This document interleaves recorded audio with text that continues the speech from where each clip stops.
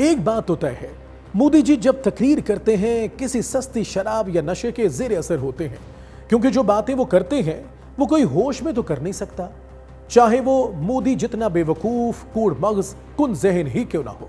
चले नशे वाली बात हर्जा सराई है, हमारी तरफ से इल्जाम है, तो कम से कम शेजोफीनिया के मरीज जरूर हैं। मोदी जी बार बार पाकिस्तान और पाकिस्तानियों से जलील होते हैं, चीखते चिल्लाते हैं, लेकिन अगले लम्हे फिर ऐसे हो जाते हैं जैसे कुछ हुआ ही नहीं। मोदी जी की 15 अगस्त को की जाने वाली तकरीर सुनकर हंसी रोकना काफी मुश्किल काम है। यकीन ही नहीं आता कि किसी मुल्क का सरबराह हकाइक से इतना डिस्कनेक्ट भी हो सकता है। पाकिस्तान में हुई तबाही इतनी बड़ी है कि रोज नए नए खुलासे हो रहे हैं, नई नई जानकारियां आ रही। पाकिस्तान की नींद अभी भी उड़ी हुई है। हमने हमारे सेना को खुली छूट दे दी, रणनीति वो तय करे, लक्ष्य वो तय करे, समय भी वो चुने, और हमारी सेना ने वो करके दिखाया जो कई दशकों तक कभी हुआ नहीं था। उनकी अपनी पार्लियामेंट उनको पाकिस्तान के हाथों जिल्लत आमेज शिकस्त पर हर रोज जलील करती है, लेकिन न जाने किस ढीठ हड्डी के बने हैं मोदी जी, फिर रोज दांत निकालकर पाकिस्तान को तड़ियां देने आ जाते हैं। ओ मोदी जी, पहले अपने मुल्क, जनता, अपनी पार्लियामेंट को तो यकीन दिलाएं कि आपकी पाकिस्तान के हाथों ठुकाई नहीं हुई, बल्कि आप जीते हैं। आइंदा जब आपकी पार्लियामेंट आपके साथ हद तक अमेजाना सलूक बंद कर दे, गाली गलोच बंद कर दे, मोदी ये मोदी वो के नारे मारने बंद कर दे, तो फिर आप माइक पर आकर कोई भाषण झाड़िएगा। तब तक अपनी नहीं तो कम से कम अपने मुल्क की इज्जत का ही ख्याल कर लीजिए। आप बिस्ती प्रूफ हैं तो जरूरी नहीं भारतीय जनता भी ऐसी हो। उन्हें तो खोखले और ला यानी नारे मारकर शर्मिंदा न करें।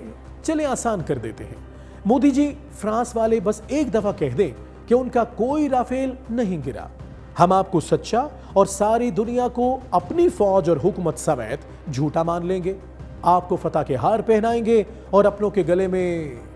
लेकिन फिलहाल सूरत हाल अक्सर उलट है, हम अपनों के गले में हार और आपके गले में जूते पहनाने पर मजबूर हैं।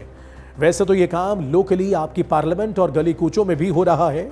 आपकी पाकिस्तान के हाथों ताजा शिकस्त पर आपसे माफी और इस्तीफे की डिमांड की जा रही है, लेकिन हमारी आपकी पार्लियामेंट से गुजारिश है, आपका इस्तीफा मंजूर करने से पहले आपको आपके स्टेटस के मुताबिक मुंह काला करके गधे पर बिठाकर दिल्ली की सड़कों के चक्कर लगवाए जाएं, ताकि आपकी जनता गधे पर गधे की सवारी से महसूस हो सके। हमें यकीन है अपनी जनता की खुशी के लिए आप इतना तो कर ही गुजरेंगे। खून और पानी एक साथ नहीं बहे। सिंधु का समझौता इतना अन्यायपूर्ण है, इतना एक तरफा है। भारत से निकलती नदियों का पानी दुश्मनों के खेत को सींच रहा है। भारत ने तय कर लिया है कि न्यूक्लियर की धमकियों को अब हम सहने वाले नहीं हैं। मतलब क्या? अब क्या कहना चाहते हैं?